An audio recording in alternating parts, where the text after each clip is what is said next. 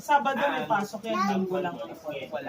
Hindi, kaya pag ginawa natin instruction si driver, ano mo na, after 3 weeks, bago ka pwede. Uy. Kaya pwede mo ano daw. Kung kasi makukover na yung ano, di ba? Yung sa Laguna kasi iniisip namin, nakita na namin costing na yan, sinabi ko na. Para makatipid kami talaga, tao ni PMT ang ano, Gaya-gaya ka. Pero sige, gaya ka. pero yung sa Pampanga, hindi ako pabayad kasi risky. Dahil yung truck ang gagamitin namin. Dapat, tao natin, driver natin yung sa Pampanga. Gaya-gaya si Cross. Risky yun. Hindi ko isusugal din yung tao na hindi. Dapat yung truck driver talaga natin ang mag-drive. Pag yung sa Pampanga, nakita na namin yung site. Ano ba nasa side doon?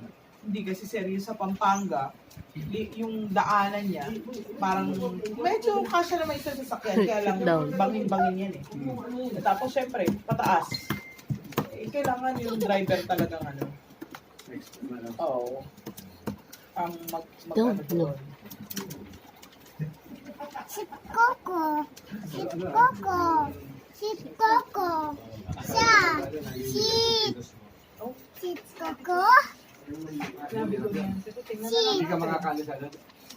Yung pisa ko, paano mo na lang? Boss daw. Pero, sunod-sunod ang budget niya. Kasi hindi mo ano din, iba yung... Akala mo yung sasabay ka, yung pwede ka makapagsabayan na yung tama, yung ano, ibig sabihin yung parehas. Hindi eh. Dapat may choice kasi. Yung parehas na ano yung data. Ang kalaban ko pa, yung sa Pampanga, taga Porac mismo ang planta nila. Ang planta nila sa Porac mismo, ang labit nila.